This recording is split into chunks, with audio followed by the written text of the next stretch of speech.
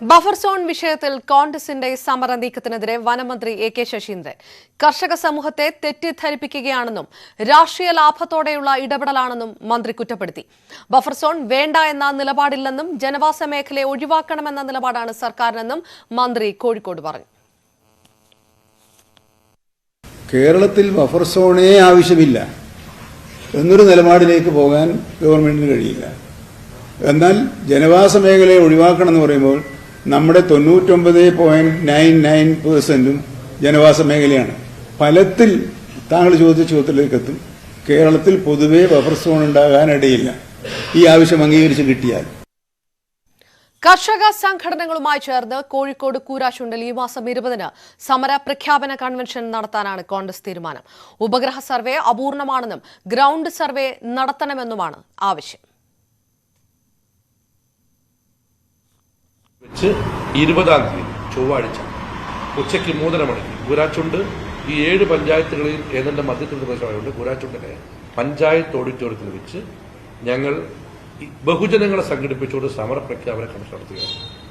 അവിടെ വെച്ചുള്ള അടുത്ത വിപുലമായ സമര പരിപാടി അവിടെ വെച്ച് പ്രഖ്യാപിക്കുകയും രമേശ് ചെന്നിത്തല ഉദ്ഘാടനം ചെയ്യുന്ന പരിപാടിയിൽ അദ്ദേഹം ഉൾപ്പെട്ട നേതാക്കൾ ഇരകളുമായി സംവദിക്കുകയും അവരുടെ വിഷമങ്ങൾ നേരിട്ടറിയുകയും ചെയ്യും. അടിയന്തരമായി ഒളിച്ചുകളിയും ഘടനാഞ്ചെടിയും മാറ്റിവെച്ച് ദുരൂഹത ജനങ്ങളുടെ ആശങ്ക മാറ്റാൻ സർക്കാർ രംഗത്ത് വരണമെന്നതാണ് ഞങ്ങളുടെ ഏറ്റവും പ്രധാനപ്പെട്ട ആവശ്യം. അതിനുവേണ്ടിയുള്ള പ്രക്ഷോഭവുമായിട്ടാണ് കോൺഗ്രസ് രംഗത്ത് വരാൻ പോകുന്നത്. ബഫർ സോൺ നിർണയത്തിന് ഉപഗ്രഹ സർവേ പ്രായോഗികമല്ല എന്ന് ജോസ് കെ മാണി MP. ആശങ്ക കേന്ദ്ര സംസ്ഥാന സർക്കാരുകളെ അറിയിച്ചു. വെബ്സൈറ്റിൽ പ്രസിദ്ധീകരിച്ച വിവരങ്ങളുടെ അവ്യക്തതകൾ നീക്കണമെന്നും ജോസ് കെ മാണി ആവശ്യപ്പെട്ടു. വീടെത്ര, സ്ഥലം, കൃഷിയിടങ്ങൾ എത്ര, അതോടൊപ്പം തന്നെ വ്യാപാര മേഖലകൾ, ഇതെല്ലാം കണക്കെടുത്ത് കുടുംബങ്ങൾ, ജനസംഖ്യയെല്ലാം എടുത്ത് കൊടുക്കണം. അങ്ങനെ കൊടുക്കണമെന്നുണ്ടെങ്കിൽ റിമോട്ട് സെൻസിങ്ങിൽ പാടില്ല. സെൻസിങ് ചെയ്യാം, പക്ഷെ വ്യക്തത കിട്ടത്തില്ല. അതുകൊണ്ട് തന്നെ ഞങ്ങൾ മുഖ്യമന്ത്രിയെ കണ്ടു. അത് ഗ്രൗണ്ട് ലെവലിൽ വേണമെന്ന് പറഞ്ഞു. അത് സർക്കാർ സമ്മതിച്ചു. അതിൻ്റെ അടിസ്ഥാനത്തിൽ ഇപ്പോൾ റിമോട്ട് സെൻസിങ് കഴിഞ്ഞതിന് ശേഷം ഗ്രൗണ്ട് ലെവലിലുള്ള ഇൻവെൻട്രി എടുക്കുകയാണ്. പക്ഷേ ഇപ്പോൾ വന്നിരിക്കുന്ന ഒരു ആശങ്കയും പരാതിയും വന്നിട്ടുണ്ട്. കാരണം ഈ വെബ്സൈറ്റിൽ വന്നിരിക്കുന്നത് വ്യക്തതയില്ല എന്നുള്ളത്. ഇതിൻ്റെ കൃത്യത എന്താണെന്നുള്ളത് വെബ്സൈറ്റിൽ കൊടുക്കണം. അതിനുശേഷം ഇതിനൊരു സമിതി രൂപീകരിച്ച്, പറ്റുമെങ്കിൽ പഞ്ചായത്ത് അടിസ്ഥാനത്തിൽ, അല്ലെങ്കിൽ ഇതിൻ്റെ സമിതി രൂപീകരിച്ച് ഗ്രൗണ്ട് ലെവലിലുള്ള ഉണ്ടാക്കണം. അതുമായി സർക്കാർ ചർച്ച നടത്തി കഴിഞ്ഞ ദിവസം എത്രയും പെട്ടെന്ന് അതിൻ്റെ നടപടികളായി മുന്നോട്ട് പോകും. തിരുവനന്തപുരം കോർപ്പറേഷനിലെ കത്ത് വിവാദത്തിൽ മേയർ ആര്യ രാജേന്ദ്രനും CPM-നും ആശ്വാസം. ജുഡീഷ്യൽ അന്വേഷണമോ CBI അന്വേഷണമോ വേണമെന്നാവശ്യപ്പെട്ടുള്ള ഹർജി ഹൈക്കോടതി തള്ളി. തിരുവനന്തപുരം കോർപ്പറേഷൻ മുൻ കൌൺസിലർ GS ശ്രീകുമാറാണ് ഹർജി നൽകിയത്. 2 വർഷത്തിനിടെ 1000-ലധികം അനധികൃത നിയമനങ്ങൾ കോർപ്പറേഷനിൽ നടന്നതായി ഹർജിക്കാരൻ ആരോപിച്ചിരുന്നു. KSU പാലക്കാട് ജില്ലാ പ്രസിഡന്റിനെ വിമർശിച്ച KSU പ്രവർത്തകന് ഭീഷണി. യൂത്ത് കോൺഗ്രസ് ജില്ലാ സെക്രട്ടറി വിനീഷ് കരിമ്പാറയ്ക്കെതിരെയാണ് പരാതി. സംഭവത്തിൽ ഒറ്റപ്പാലം NSS കോളേജിലെ KSU പ്രവർത്തകനായ രഞ്ജിത്ത് കോൺഗ്രസ് നേതൃത്വത്തിന് പരാതി നൽകി. എന്നെ കൊണ്ട് ചെയ്യാൻ പറ്റുന്ന ഞാൻ എനിക്ക് കാണിച്ചു തരാം. നീ ഇന്നിപ്പോ നിന്റെ വീടിന്റെ നിന്റെ മുടപ്പിലൊരു വീട്ടിക്ക് എനിക്ക് വരാനുള്ള സംവിധാനമുണ്ട്. കാണണം നിനക്ക്. നീ കോളനകത്തേക്ക് പടിനകത്തേക്ക് കയറ്റാൻ പാടില്ല. എന്റെ വോയിസ് പുറത്തു പോയാൽ അന്ന് നിന്റെ അടിയത്തിന് കഴിയും. അത്രയേ ഉള്ളൂ. വേറെ സംശയമൊന്നും വേണ്ട. മനസ്സിലായ? എനിക്ക് നിന്നെ തല്ലാന്ന് തോന്നി ഞാൻ നിന്നെ തല്ലും. ഡിസംബർ 5-ന് പാലക്കാട് ജില്ലാ കോൺഗ്രസ് കമ്മിറ്റി ഓഫീസിൽ KSU ഭാരവാഹികളുടെയും പ്രവർത്തകരുടെയും യോഗം ചേർന്നിരുന്നു. യോഗത്തിൽ KSU ജില്ലാ പ്രസിഡന്റ് ജയഘോഷിനെതിരെ ഒറ്റപ്പാലം NSS കോളേജിലെ രഞ്ജിത്ത് വിമർശനമുന്നയിച്ചു. ജില്ലാ പ്രസിഡന്റ് ഏകപക്ഷീയമായി പ്രവർത്തിക്കുന്നു എന്നായിരുന്നു വിമർശനം. ഇതിനാണ് യൂത്ത് കോൺഗ്രസ് ജില്ലാ സെക്രട്ടറി വിനീഷ് കരിമ്പാറ രഞ്ജിത്തിനെ വിളിച്ച് ഭീഷണിപ്പെടുത്തിയത്. DCC ഓഫീസിൽ കയറിയാൽ വിവരമറിയുമെന്നും രഞ്ജിത്തിനോട് വിനീഷ്. നീ അതിന്റെ അപ്പുറത്ത് നിന്നിട്ട് വലിയ സംവിധാനം ഈ ജില്ലാ കമ്മിറ്റിക്ക് വന്നാൽ നിന്നെ കൈകാര്യം ചെയ്യാനുള്ള പിള്ളേർന്ന് അവിടെ വന്നിട്ടുണ്ട്. എന്നെ ആ സമയത്ത് വിളിച്ചത് വേണ്ട വെച്ച് വിട്ടതാണ്. നിന്റെ അടുത്ത ജില്ലാ കമ്മിറ്റിക്ക് വാ, കാണിച്ചു തരാം കേട്ടോ. KSU സംസ്ഥാന പ്രസിഡന്റ് അലോഷ്യസ് സേവ്യർ ഉൾപ്പെടെ പങ്കെടുത്ത യോഗത്തിലായിരുന്നു രഞ്ജിത്തിന്റെ വിമർശനം. KSU പ്രവർത്തകർക്ക് പ്രതിസന്ധി വരുമ്പോൾ ജില്ലാ പ്രസിഡന്റ് കാര്യക്ഷമമായി ഇടപെടുന്നില്ലെന്നും വിമർശനമുയർന്നിരുന്നു. ഇതിനാണ് യൂത്ത് കോൺഗ്രസ് നേതാവ് ഭീഷണി മുഴക്കിയത്. ഞങ്ങളിവിടെ ഈ കോളേജിൽ 2 കോളേജിൽ ഇവിടെ ഉണ്ട്. മര്യാദയ്ക്ക് ഞങ്ങളിവിടെ ആ പിള്ളേർക്ക് സംരക്ഷണം കൊടുത്ത് മുന്നോട്ട് പോകുന്ന സമയത്ത് അവിടെ കയറി ചൊറിയാൻ ഇനി ആരെങ്കിലും അവിടേക്ക് വന്നാൽ, ആര് വന്നാലും അതിന് നേതൃത്വം കൊടുക്കാൻ വേണ്ടി വരുന്ന ആൾക്കാർ ആരാണ് ശരി, അവരെ ഞങ്ങൾ പരസ്യമായിട്ട് പട്ടികത്തലവെ പുറത്തോട്ട് തല്ലും. സംഭവത്തിൽ നടപടി ആവശ്യപ്പെട്ട് KPCC പ്രസിഡന്റ്, പ്രതിപക്ഷ നേതാവ്, യൂത്ത് കോൺഗ്രസ് സംസ്ഥാന പ്രസിഡന്റ് തുടങ്ങിയ നേതാക്കൾക്ക് രഞ്ജിത്ത് പരാതി നൽകി. വിഷയത്തിൽ പിന്നീട് പ്രതികരിക്കാമെന്ന് വിനീഷ് കരിമ്പാറ പറഞ്ഞു. ന്യൂസ് 18 പാലക്കാട്. കാടിറങ്ങുന്ന വന്യത.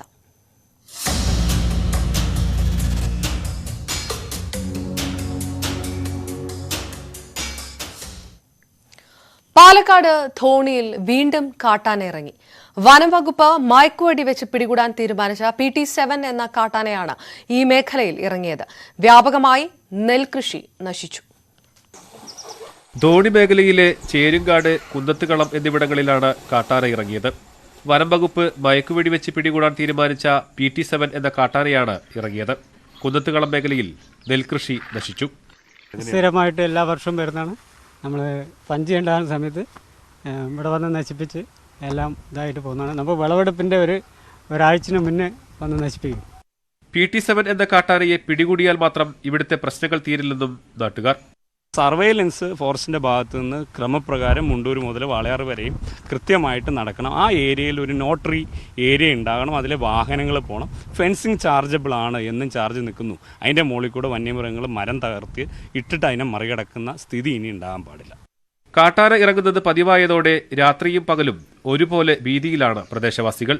രാവിലെ നേരത്തെ നടക്കാൻ പോകുന്ന ആളുകൾക്ക് ബുദ്ധിമുട്ടാണ്. അവരെ ഇപ്പോൾ അടുത്ത ദിവസം ഒരാൾ കൊന്നു. പേരെന്താണ് അയാളുടെ? ശിവരാമൻ. അയാളെ പിന്നെ പിടിച്ച് നടന്നുകൊണ്ടിരിക്കുന്ന സമയത്ത് പിടിച്ച് ഇട്ട് കൊന്നാണ്. ആ ഒരു ഭീതിയാണ്. ഏത് സമയത്തും കഴിഞ്ഞ ദിവസം എൻ്റെ പാടത്തോടെ വന്നിട്ടുണ്ടായിരുന്നു. വന്ന് എൻ്റെ അനിയൻ്റെ വീട്ടിന് മുമ്പ് നിൽക്കുകയാണ്. അപ്പോഴേക്കും കോഴി വണ്ടിക്കാരൻ വന്നപ്പോൾ കോഴി വണ്ടിക്കാരൻ വിളിച്ച് പറഞ്ഞുകൊണ്ടാണ് എല്ലാവരും അവൻ പെടും. വാൽ തുറന്ന് ഉമ്മർത്ത് അതിൻ്റെ അടുത്ത് പെടുകയാണ്. PT7 എന്ന കാട്ടാനയെ പിടികൂടാൻ തീരുമാനിച്ചിട്ടുണ്ടെങ്കിലും വേഗത്തിൽ വേണമെന്ന് നാട്ടുകാർ പറയുന്നു. PT7നെ മയക്കുവെടി വെച്ച് പിടികൂടി വയനാട് മുത്തങ്ങയിലേക്കാണ് കൊണ്ടുപോകുക. ന്യൂസ് 18 പാലക്കാട്. ആലപ്പുഴ അറവുകാട് സ്കൂളിലെ +2 വിദ്യാർത്ഥികളും തൊട്ടടുത്ത ITCയിലെ വിദ്യാർത്ഥികളും ഏറ്റുമുട്ടി. ITC വിദ്യാർത്ഥി +2 വിദ്യാർത്ഥിയെ മർദ്ദിച്ചതാണ് സംഘർഷത്തിന് കാരണം. ഇന്നലെ +2 പരീക്ഷയ്ക്ക് ശേഷമായിരുന്നു ഏറ്റുമുട്ടൽ.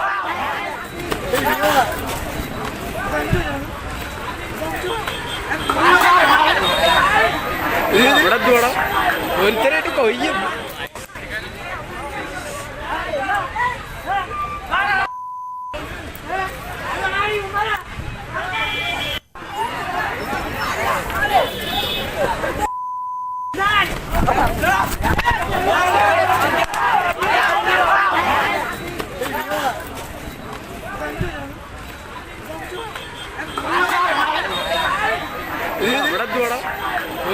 കൊയ്യും. ശരണ്യ സ്നേഹജൻ വിവരങ്ങളുമായി ചേർന്നു. ശരണ്യ, എന്താണ് സംഭവത്തിന്റെ വിശദാംശങ്ങൾ? പോലീസ് ഏതെങ്കിലും കേസെടുത്തിട്ടുണ്ടോ? അപർണ, ഇന്നലെ ഉച്ചയ്ക്ക് +2 പരീക്ഷ കഴിഞ്ഞതിന് ശേഷമാണ് ഈ വിദ്യാർത്ഥികൾ ഇത്തരത്തിൽ ഏറ്റുമുട്ടിയത്. അറവുകാട് സ്കൂളിലെ +2 വിദ്യാർത്ഥികളും ITC തൊട്ടടുത്ത് തന്നെയുള്ള അറവുകാട് ITCയിലെ വിദ്യാർത്ഥികളുമാണ് ഏറ്റുമുട്ടിയത്. +2 പഠിക്കുന്ന ഒരു വിദ്യാർത്ഥിയെ കഴിഞ്ഞ ദിവസം സംഘർഷങ്ങളുടെ ഭാഗമായി അടിയേറ്റിരുന്നു. ഇതേ തുടർന്നാണ് ഇരു വിഭാഗവും പരസ്പരം ചോദ്യം ചെയ്യുകയും തമ്മിലടിക്കുകയും ചെയ്തത്. അതിന്റെ ദൃശ്യങ്ങളാണ് ഇപ്പോൾ പുറത്തു വന്നുകൊണ്ടിരിക്കുന്നത്. പുന്നപ്ര സ്റ്റേഷനിൽ പരിധിയിലാണ് ഈ സംഭവം നടന്നിട്ടുള്ളത്. പക്ഷേ വിദ്യാർത്ഥികളായതുകൊണ്ട് തന്നെ രക്ഷകർത്താക്കളും വിദ്യാർത്ഥികളും പോലീസ് സ്റ്റേഷനിലേക്ക് എത്താനാണ് പോലീസ് നിർദ്ദേശം നൽകിയിട്ടുള്ളത്. മാത്രമല്ല, കൗൺസിലിംഗ് അടക്കമുള്ള കാര്യങ്ങൾ വിദ്യാർത്ഥികൾക്കായി നൽകും എന്ന് പറഞ്ഞിട്ടുണ്ട്.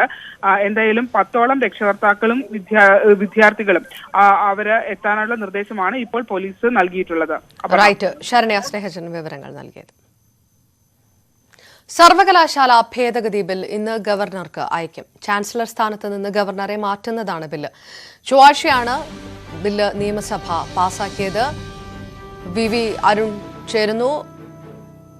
അരുൺ, രാഷ്ട്രീയപരമായി തന്നെ ഏറെ നിർണായകമായിട്ടുള്ള നടപടിക്രമങ്ങളിൽ ഒന്നിലേക്ക് കൂടി കടക്കുമ്പോൾ വിവരങ്ങളിലേക്ക്.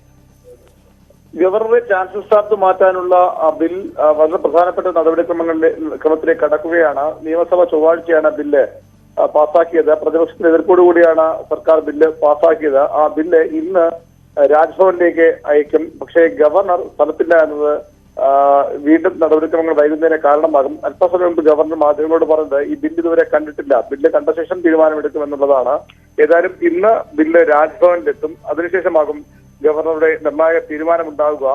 ഗവർണർ നിയമോപദേശം തേടും. ഇതുമായി ബന്ധപ്പെട്ട് ബില്ല് എന്താണ് ഈ ബില്ലിൽ സ്വീകരിക്കാൻ നടപടികളുടെ കാര്യത്തിൽ ഗവർണർ നിയമോപദേശം തേടും. അതിനുശേഷമാകും നടപടി. പക്ഷേ നേരത്തെ തന്നെ ഗവർണർ ഒരു കാര്യം വ്യക്തമാക്കിയതാണ്. തനിക്കെതിരെയുള്ള അല്ലെങ്കിൽ തന്നെ ബാധിക്കുന്ന ഒരു വിഷയത്തിൽ താൻ വിധികർത്താവാകില്ല. അത് രാഷ്ട്രപതിക്ക് അയക്കും. സ്വാഭാവികമായി രാഷ്ട്രപതിക്ക് അയക്കാൻ തന്നെ ഗവർണർ തീരുമാനം. എങ്കിലും നടപടിക്രമങ്ങൾ പൂർത്തിയാക്കുന്നതിന്റെ ഭാഗമായി ഗവർണർ ഈ വിഷയത്തിൽ നിയമോപദേശം തേടിയേക്കും. ഇന്ന് നിയമസഭയിൽ നിന്ന് ഈ ബില്ല് രാജ്ഭവനിലെത്തും. വി അരുൺ തിരുവനന്തപുരത്ത് വിവരങ്ങൾ നൽകി. ചാൻസലർ സ്ഥാനത്ത് നിന്ന് ഗവർണറെ മാറ്റിക്കൊണ്ടുള്ള ബിൽ ഇതുവരെ കണ്ടിട്ടില്ല എന്ന് ഗവർണർ ആരിഫ് മുഹമ്മദ് ഖാൻ. ബില്ലിന്റെ ഉള്ളടക്കം അറിയില്ല. ഭരണഘടനയും UGCയും അനുശാസിക്കുന്നത് നടപ്പിലാക്കും. തനിക്ക് അജണ്ടകളില്ല. പ്രിയ വർഗീസിന്റേതടക്കം രാഷ്ട്രീയ നിയമന വാർത്തകളിൽ ധാർമ്മിക നിലപാട് മാധ്യമങ്ങൾക്കില്ലേ എന്നും ഗവർണർ ചോദിച്ചു. Unless I see the bill, I go through it, how can I give any response? I say unless I see the contents of the measure, how can I react to that? First I need to see what the bill is there. I have to examine it and then only I can give my response. Without seeing it is very difficult to. You must have more fertile imagination than me. You are in media. You must come to your own conclusions also. Don't try to put everything in my mouth. You also have some moral concerns. Why my question is why nobody is raising this moral question? Who will take the moral responsibility for it?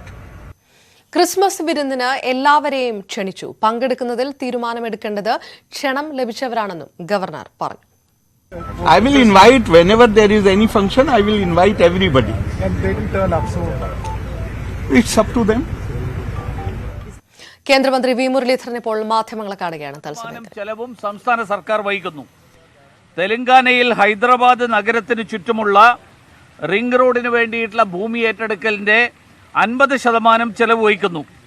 ഭുവനേശ്വറിൽ ഒറീസയിൽ ഭുവനേശ്വർ കട്ടക് ബൈപ്പാസിനായി ഭൂമി ഏറ്റെടുക്കുന്നതിനുള്ള ചെലവിന്റെ 50% സംസ്ഥാനം വഹിക്കുന്നു. എന്ന് പറഞ്ഞാൽ നമ്മുടെ രാജ്യത്തെ വിവിധ സംസ്ഥാനങ്ങളിൽ 50% വരെ, ബീഹാറിൽ 100% ഉൾപ്പെടെ സംസ്ഥാന സർക്കാരുകൾ ചെലവ് വഹിച്ചതിൻ്റെ വിവരങ്ങൾ, ഇത് ഒരു വളരെ രഹസ്യമായിട്ടുള്ള വിവരമല്ല, ഇതൊക്കെ പാർലമെന്റിൽ പറഞ്ഞിട്ടുള്ള വിവരങ്ങളാണ്. കേരളത്തിലെ ഭൂമിയുടെ വില വളരെ കൂടുതലാണ്.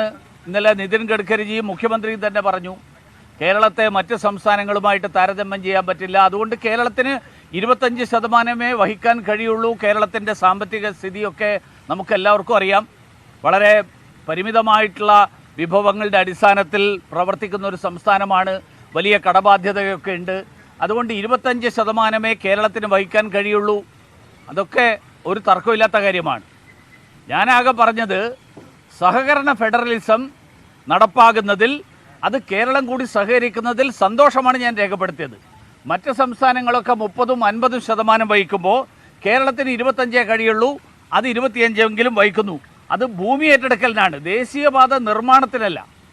ദേശീയപാത നിർമ്മാണം കേരളത്തിൽ നടപ്പിലാക്കിയിരിക്കുന്നത് പൂർണ്ണമായും ദേശീയപാത അതോറിറ്റിയാണ്, നാഷണൽ ഹൈവേ അതോറിറ്റി. ഭൂമി ഏറ്റെടുക്കലിൻ്റെ 25% സംസ്ഥാന സർക്കാർ വഹിക്കാമെന്ന് പറഞ്ഞിരിക്കുന്നത്. മാത്രമല്ല 26/7/2021 CPMന്റെ മെമ്പറായിട്ടുള്ള ശ്രീ ജോൺ ബ്രിട്ടാസിന് രാജ്യസഭയിൽ നൽകിയ മറുപടിയിൽ കേരള ഗവൺമെൻറ് കേരളത്തിൽ ദേശീയപാത നടപ്പിലാക്കുന്ന എല്ലാ പദ്ധതികളുടെയും 25% വഹിക്കാമെന്ന് സമ്മതിച്ചിട്ടുണ്ട് എന്നാണ് കേന്ദ്രമന്ത്രി അറിയിച്ചിട്ടുള്ളത്. മാർക്സിസ്റ്റ് പാർട്ടിയുടെ ഈ ചാനൽ ചർച്ചകളിൽ പോകുന്ന ആളുകൾ ഏറ്റവും ചുരുങ്ങിയത് ജോൺ ബ്രിട്ടാസിനെയെങ്കിലും ഒന്ന് ആദ്യം ഫോൺ ചെയ്ത് റെഫർ ചെയ്യുക. കാരണം എന്താണ് കേന്ദ്ര സർക്കാരിൻ്റെ, സംസ്ഥാന സർക്കാരിൻ്റെ നയം എന്നുള്ളത്. അല്ലെങ്കിൽ ദേശീയപാത ചർച്ചയിൽ വന്നിരുന്നിട്ട് മാർക്സിസ്റ്റ് പാർട്ടി പറഞ്ഞതും കേരള സർക്കാർ പറഞ്ഞതിൽ നിന്നും വ്യത്യസ്തമായിട്ടുള്ള കാര്യങ്ങൾ പറയുന്ന സ്ഥിതി ഒഴിവാക്കാൻ പറ്റും.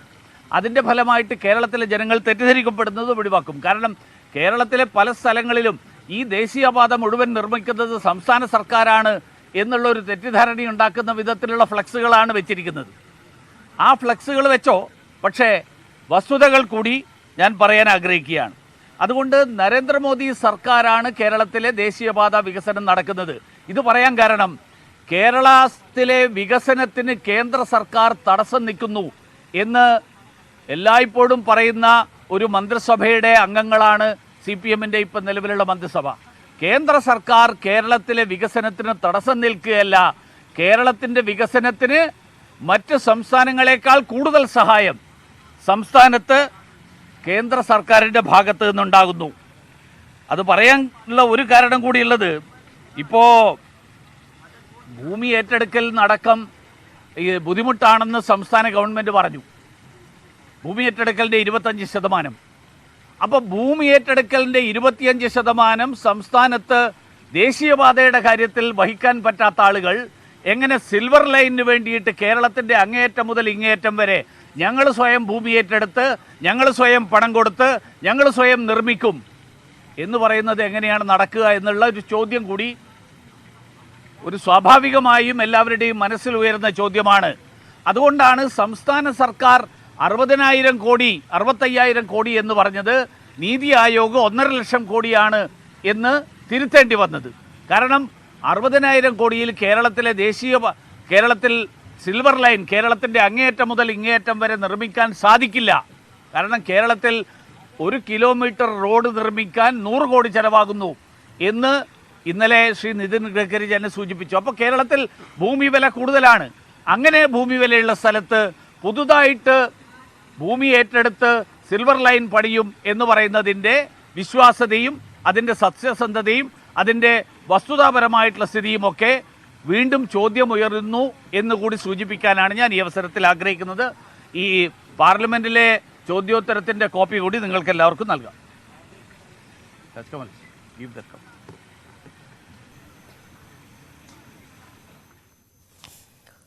ദേശീയപാത വികസനവുമായി ബന്ധപ്പെട്ട് സംസ്ഥാനം വഹിക്കുന്ന തുക സംബന്ധിച്ചുള്ള വിവാദങ്ങൾക്കുള്ള മറുപടി കൂടിയായിരുന്നു കേന്ദ്രമന്ത്രി വി മുരളീധരൻ മാധ്യമങ്ങൾക്ക് മുന്നിൽ വിശദീകരിച്ചത്. കൂടുതൽ വാർത്തകൾക്ക് മുൻപ് ഇടവേളയാണ്. വാർത്തകൾ അവസാനിക്കുന്നില്ല. തടസ്സമില്ലാതെ വാർത്തകൾ കാണാം news 18 YouTube channel.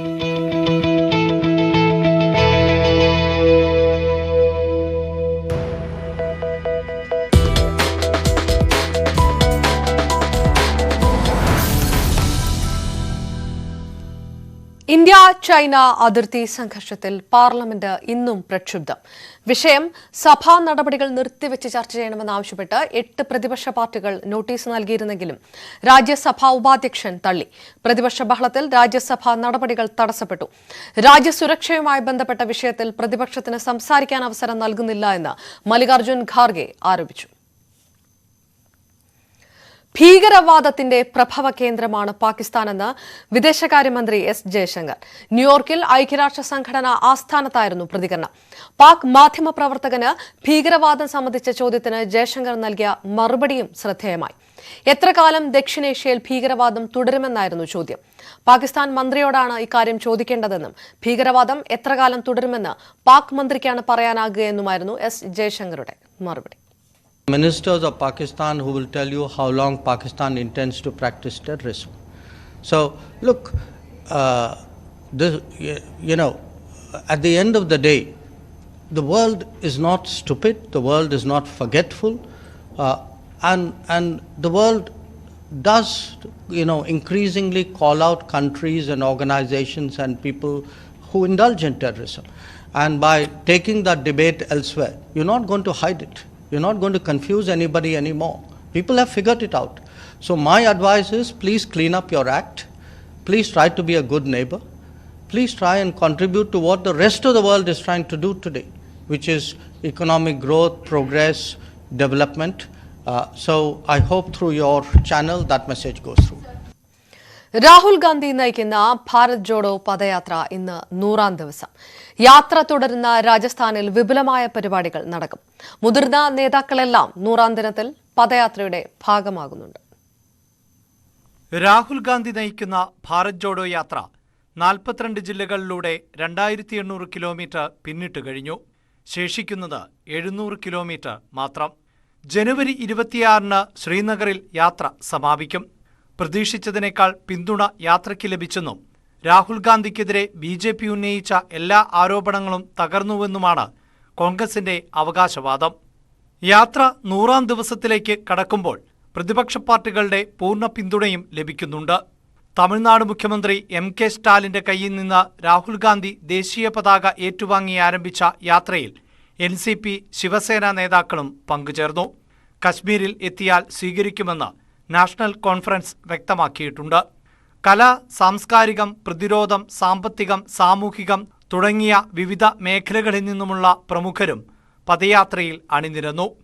Bharat Jodo യാത്രയ്ക്ക് ലഭിക്കുന്ന സ്വീകാര്യത 2024 ലോക്സഭാ തെരഞ്ഞെടുപ്പിൽ വോട്ടാക്കി മാറ്റാനാകുമെന്നാണ് പാർട്ടിയുടെ പ്രതീക്ഷ. National desk, news 18. മധുരമില്ലാത്ത ബാല്യം.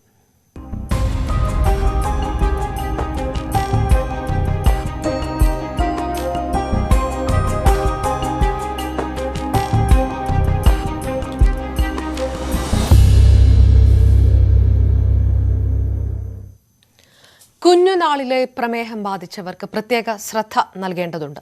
എന്നാൽ പ്രമേഹബാധിതരായ വിദ്യാർത്ഥികളെ പരിചരിക്കാൻ അധ്യാപകർക്കോ സ്കൂളിലെ ജീവനക്കാർക്കോ ഒരു പരിശീലനവും ലഭിക്കുന്നില്ല. നമുക്കിപ്പോൾ ഇതുവരെ അങ്ങനെയുള്ള സൗകര്യങ്ങളൊന്നും കിട്ടിയിട്ടില്ല. ഒരു എണ്ണം എടുക്കണ്ടായി, സ്കൂളിൽ നിന്ന് അങ്ങനെയുള്ള കുട്ടികളുടെ എണ്ണം എടുക്കണ്ടായി. അതിനുശേഷം അത് ചർച്ച അവരൊക്കെ ചെയ്തിടണം എന്നാണ് അറിഞ്ഞ്. പക്ഷേ അതിൻ്റെ ഗുണങ്ങളൊന്നും നമുക്ക് കിട്ടിയിട്ടില്ല. കുട്ടികളിന് നല്ല സപ്പോർട്ടാണ്. പിന്നെ നമ്മുടെ സ്കൂളിൽ മറ്റ് ടീച്ചേഴ്സ് ആണെങ്കിലും അത് നല്ല സപ്പോർട്ട് തന്നെയാണ്. പിന്നെ അവർക്ക് ഈ സ്ട്രിപ്പ് മരുന്ന് ഫ്രീ ആയിട്ട് കിട്ടുന്നുണ്ട്.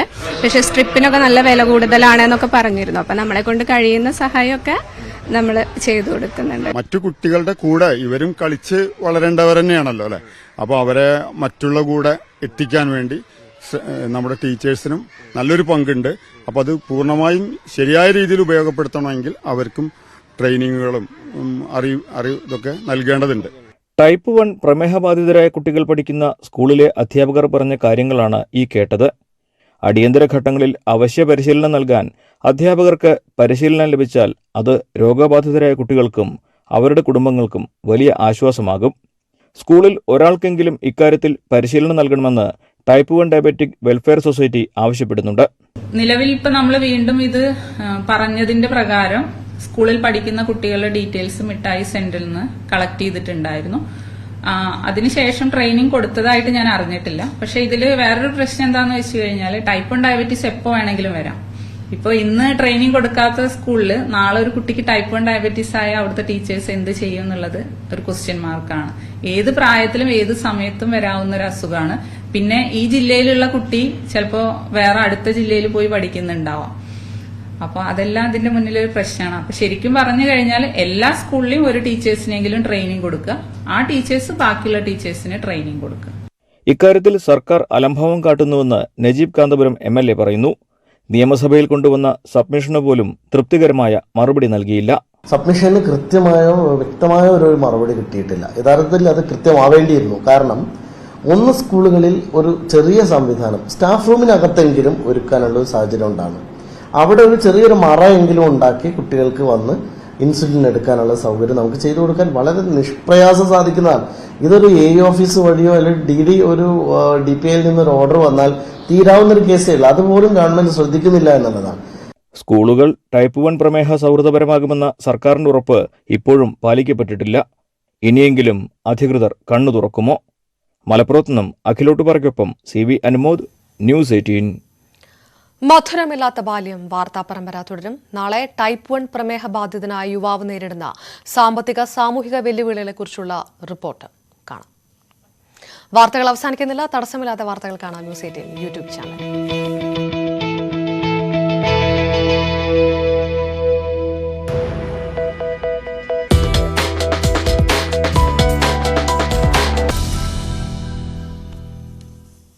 ബംഗ്ലാദേശിനെതിരായ ആദ്യ ടെസ്റ്റിൽ ഇന്ത്യക്ക് 1-ാം ഇന്നിംഗ്സ് ലീഡ്.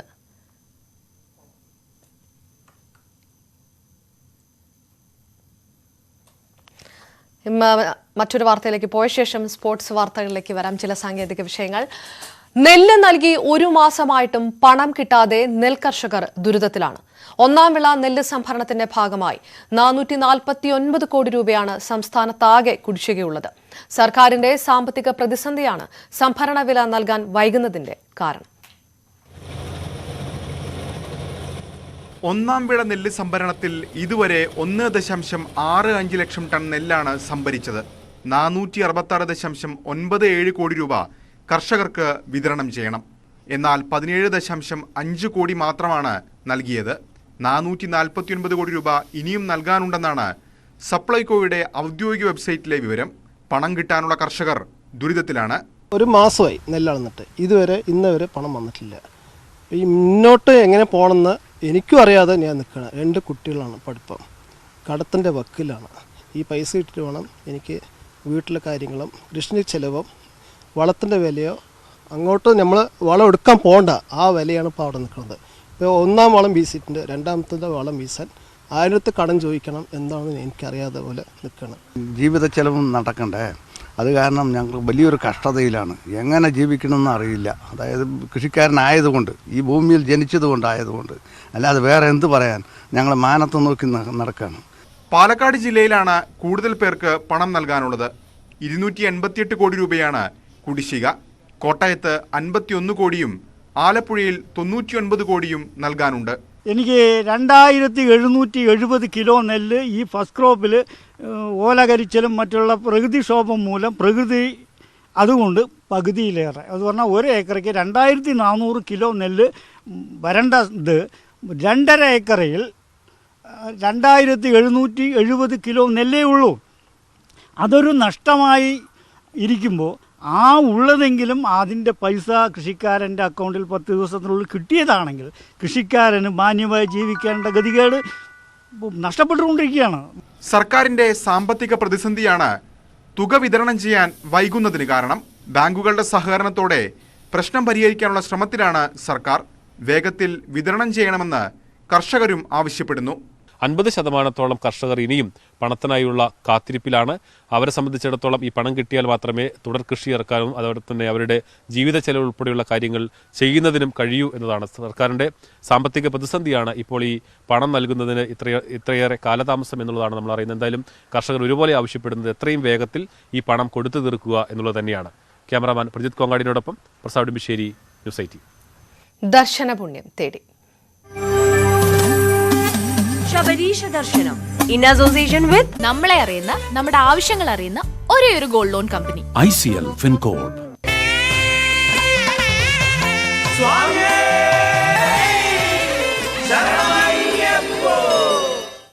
ശബരിമലയിൽ കുട്ടികൾക്കും മുതിർന്നവർക്കുമായുള്ള പ്രത്യേക ക്യൂ ഉടൻ നടപ്പാക്കുമെന്ന് പോലീസ്.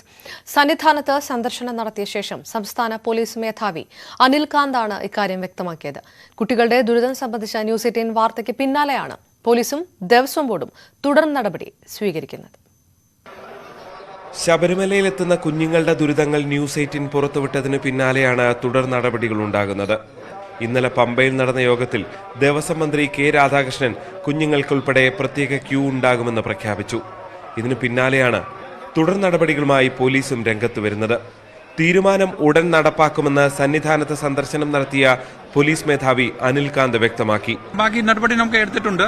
കൂടുതൽ ആൾക്കാർ വന്നിട്ടുണ്ടെങ്കിൽ നമ്മുടെ സ്കീം തയ്യാറാക്കിയിട്ടുണ്ട് പ്രത്യേക. അത് അനുസരിച്ച് നമുക്ക് ഈ വെഹിക്കിളിന്റെ ഫ്ലോ കുറച്ച് മാനേജ് ചെയ്യാം, ആൾക്കാരുടെ ഫ്ലോ മാനേജ് ചെയ്യാം. അങ്ങനെ തന്നെ പ്രോഗ്രാം നമ്മുടെ സ്കീം തയ്യാറാക്കിയിട്ടുണ്ട്. കുഞ്ഞുങ്ങൾക്കും ഒപ്പം ഒരു രക്ഷകർത്താവിനും പ്രത്യേക സൗകര്യമെന്നതാണ് ഇപ്പോൾ പരിഗണിക്കുന്നത്. നടപ്പന്തലിൽ ഉൾപ്പെടെ ഇതിനായി സൗകര്യമുണ്ടാകും. പമ്പയിൽ നിന്ന് മല കയറി വരുമ്പോഴും ക്യൂവിൽ നിന്ന് ബുദ്ധിമുട്ടേണ്ടി വരില്ല. സ്ത്രീകൾക്കും പ്രായം മൂലം ദുരിതം അനുഭവിക്കുന്നവർക്കും ഇതേ പരിഗണന നൽകാനാണ് തീരുമാനം. ന്യൂസ് 18 വാർത്ത പരിഗണിച്ച് സംസ്ഥാന ബാലാവകാശ കമ്മീഷൻ ദേവസ്വം ബോർഡിനെയും പോലീസിനെയും ഉൾപ്പെടുത്തി പ്രത്യേക ഹിയറിംഗ് നടത്തിയിരുന്നു. നടപടികൾ വേഗത്തിലാകാൻ ഇതും കാരണമായി. ബാലാവകാശ കമ്മീഷനും സർക്കാരും ദേവസ്വം ബോർഡും ഈ വിഷയത്തെ ഗൗരവത്തോടെ പരിഗണിച്ചു എന്നതാണ് ഏറ്റവും ശ്രദ്ധേയം. ഇനി വീഴ്ചയില്ലാത്ത തുടർ നടപടികളാണ് ഉണ്ടാകേണ്ടത്. G Sreejith, news 18, Sannidhanam. സുന്ദരമായ കാഴ്ചകളുടെ മഹാസമ്മേളനം കൂടിയാണ് ശബരിമല. കോടമഞ്ഞ് മൂടിയ കാനന നടുവിലെ പാപനാശിനിയായ ഉരൽക്കുഴി സുന്ദര കാഴ്ചകളിൽ പ്രഥമ സ്ഥാനം അലങ്കരിക്കുന്നു. തീർത്ഥാടകർക്കായി പ്രകൃതി ഒരുക്കിയ അത്ഭുതം കൂടിയാണ് ഇത്. കാനനപാത താണ്ടി തളർന്നെത്തുന്ന തീർത്ഥാടകർ ഇവിടെയൊന്ന് മുങ്ങി നിവരുന്നതോടെ ഉന്മേഷവാന്മാരായി സന്നിധാനത്തേക്ക് സഞ്ചരിക്കുന്നു. ഞങ്ങളുടെ ക്യാമറാമാൻ KP ധനേഷ് പകർത്തിയ ഉരൽക്കുഴി കാഴ്ചകളിലേക്ക്.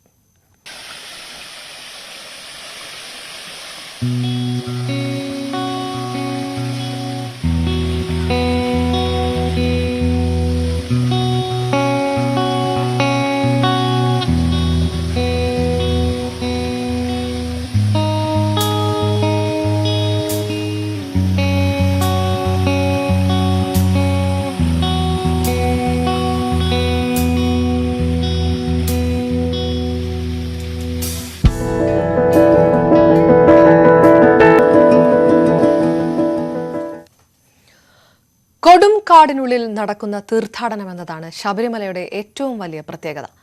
18 മലകളുടെ അധിപനാണ് അയ്യപ്പൻ എന്നാണ് വിശ്വാസം. പൂങ്കാവനത്തിലേക്കുള്ള മനുഷ്യരുടെ ഈ തീർത്ഥയാത്ര അതുകൊണ്ട് തന്നെ ഒരനുഭവമാണ്.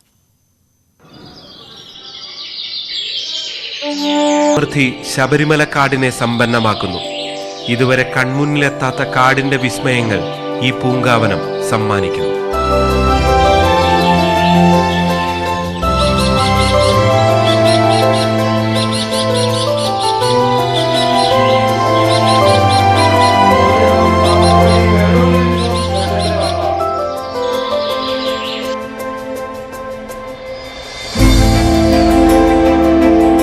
കാട് കാഴ്ചകൾ സമ്മാനിക്കുമ്പോഴും ശുദ്ധ മനസ്സോടെ മനുഷ്യൻ ചെയ്യുന്ന ചില പ്രവൃത്തികൾ ഈ ജീവജാലങ്ങളെ ദോഷകരമായി ബാധിക്കുന്നുണ്ട്. സ്വന്തമായി ഭക്ഷണം കണ്ടെത്തി ജീവിക്കുന്ന വന്യമൃഗങ്ങളെ മനുഷ്യൻ പുതിയ ശീലങ്ങൾ പഠിപ്പിക്കുകയാണ്.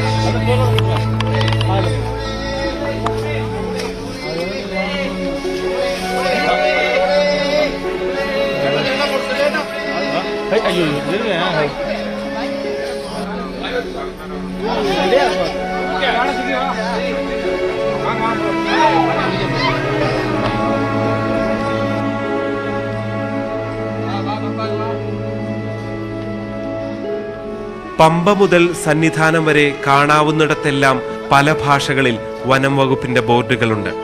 അതെല്ലാം അവഗണിച്ചുകൊണ്ടാണ് നല്ലതിനെന്ന് കരുതി ചെയ്യുന്ന ഈ അന്നദാനം. നമ്മൾ ഫുഡ് കൊടുക്കുമ്പോൾ അതിൻ്റെ ഒരു നാച്ചുറൽ ഒരു ഫുഡ് എടുക്കുന്ന ഒരു കഴിവ് അത് പിന്നെ അങ്ങനെ ശ്രമിക്കത്തില്ല. വന്നിങ്ങനെ നമ്മുടെ ഭിക്ഷാടനം നിൽക്കും പോലെ നിൽക്കുകയാണത്. അപ്പോൾ അത് സ്വന്തമായിട്ട് ഭക്ഷണം തേടി ജീവിച്ചു വരുന്ന ഒരു ജീവികളാണ് ഇതെല്ലാം.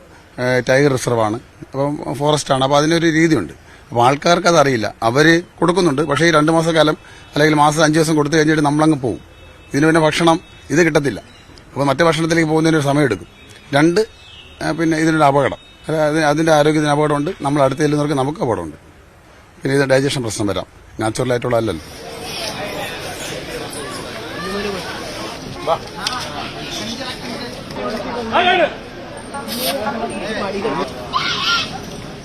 മൃഗങ്ങളുടെ ആവാസ കേന്ദ്രത്തിനുള്ളിലാണ് ശബരിമലയിലെ തീർത്ഥാടനം നടക്കുന്നത്. അതുകൊണ്ട് തന്നെ ആ ആവാസ വ്യവസ്ഥ സംരക്ഷിക്കേണ്ട ഉത്തരവാദിത്തം ഇവിടെ എത്തുന്ന ഓരോ ഭക്തർക്കുമുണ്ട്. മനു ബാലകൃഷ്ണനൊപ്പം ജി ശ്രീജിത്ത്, ന്യൂസ് 18 സന്നിധാനം. വാർത്തകൾ അവസാനിക്കുന്നില്ല. തടസ്സമില്ലാത്ത വാർത്തകൾ കാണാം news 18 YouTube channel.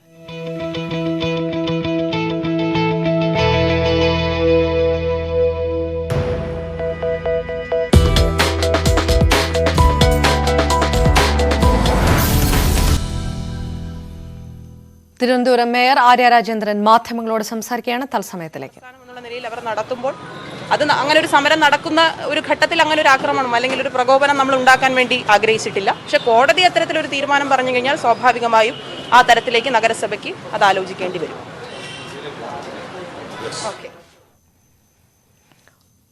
Judicial അന്വേഷണമോ CBI അന്വേഷണമോ വേണം കത്ത് വിവാദത്തിൽ എന്നുള്ള ആവശ്യം കോടതി തള്ളിയിരുന്നു. മേയർ ആര്യ രാജേന്ദ്രന്റെ പ്രതികരണമാണ് കണ്ടത്.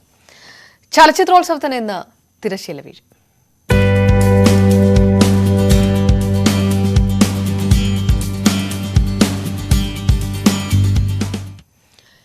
എട്ട് രാപ്പകലുകൾ നീണ്ട ലോക സിനിമാ കാഴ്ചകളുടെ ഉത്സവത്തിന് ഇന്ന് തിരുവനന്തപുരത്ത് കൊടിയിറക്കം.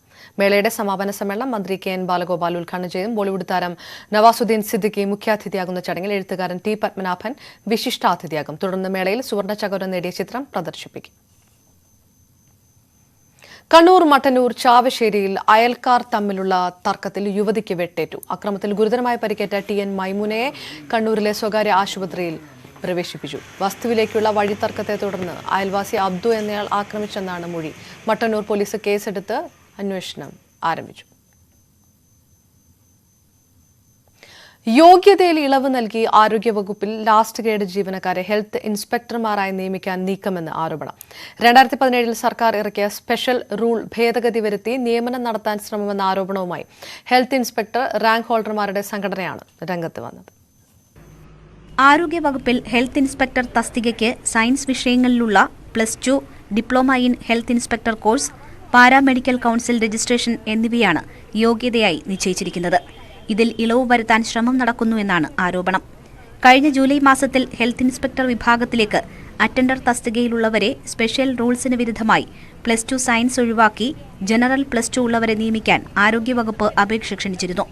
തുടർന്ന് diploma in health inspector course പൂർത്തിയാക്കിയ PSC റാങ്ക് ലിസ്റ്റിലുള്ളവർ കേസിന് പോയിരുന്നു. ഈ തീരുമാനം വിലക്കിക്കൊണ്ട് ട്രിബ്യൂണൽ ഉത്തരവിട്ടു. അതിനെ മറികടക്കാൻ കൂടിയാണ് സ്പെഷ്യൽ റൂൾസ് ഭേദഗതിക്ക് ശ്രമിക്കുന്നത്. ആരോഗ്യവകുപ്പിലെ ഹെൽത്ത് ഇൻസ്പെക്ടർ മാത്രമല്ല, ഏതൊരു തസ്തികയുടെയും അടിസ്ഥാന യോഗ്യത എന്ന് പറയുന്നത് +2 സയൻസ് ആണ്. എല്ലാ മേഖലയിലും യോഗ്യത ഉയർത്തുകയാണ് ചെയ്യുക. ഇത് 28ഓളം ലാസ്റ്റ് ഗ്രേഡ് ജീവനക്കാർ, ബോട്ടിൽ ക്ലീനർ, അതുപോലെ വാച്ച്മാൻ, ലിഫ്റ്റ് ഓപ്പറേറ്റർ, അങ്ങനെ തുടങ്ങിയിട്ടുള്ള 28ഓളം തസ്തികയിലുള്ള ആൾക്കാർക്ക് അവരെ നിയമിക്കുന്നതിന് വേണ്ടിയിട്ട്, അവരുടെ സൗകര്യത്തിന് വേണ്ടിയിട്ടാണ് ഇങ്ങനെ ഒരു സ്വാർത്ഥമായിട്ടുള്ള ഒരു നടപടി എടുക്കാൻ വേണ്ടിയിട്ടുള്ള ചർച്ചകളും കാര്യങ്ങളും നടക്കുന്നത്. ഇപ്പോൾ LTC പോലുള്ള വലിയ എക്സാമിൽ പോലും 10% മാറ്റി വയ്ക്കുന്നു. പക്ഷെ നമുക്ക് 20% മാറ്റി വയ്ക്കില്ല. എന്നിട്ട് നമുക്കത് എന്ത് പറയുന്നു, കൂട്ടി ഫേവർ ചെയ്ത് 40% ആക്കാനുള്ള ഇത് അമൻമെന്റുകൾ ഇപ്പോൾ നടന്നുകൊണ്ടിരിക്കുകയാണ്. അപ്പോൾ നമ്മുടെ സാധ്യതകൾ ഉദ്യോഗാർത്ഥികൾ പഠിച്ചു വരുന്നപ്പോൾ നമുക്ക് കാര്യം നടക്കുന്നില്ല. ജോലി ഇരിക്കുന്നവർക്കാണ് എന്ത് ചെയ്യുന്നത്, അതിന്റെ ഒരു പ്രചോദനം അല്ലെങ്കിൽ ഒരു ഉപകാരം കിട്ടിക്കൊണ്ടിരിക്കുന്നത്. ഹെൽത്ത് ഇൻസ്പെക്ടർ വിഭാഗത്തിൽ നിലവിൽ ഗവൺമെന്റ് സർവീസിലുള്ള field worker, field assistant, office assistant, watchman, cook, bottle cleaner, phone attender, welder തുടങ്ങിയ 28ഓളം അറ്റൻഡർ തസ്തികയിലുള്ളവരെ നിയമിക്കാൻ വേണ്ടി യോഗ്യതയിൽ ഇളവ് വരുത്താനാണ് ശ്രമം നടക്കുന്നത്. ന്യൂസ് 18 കൊച്ചി.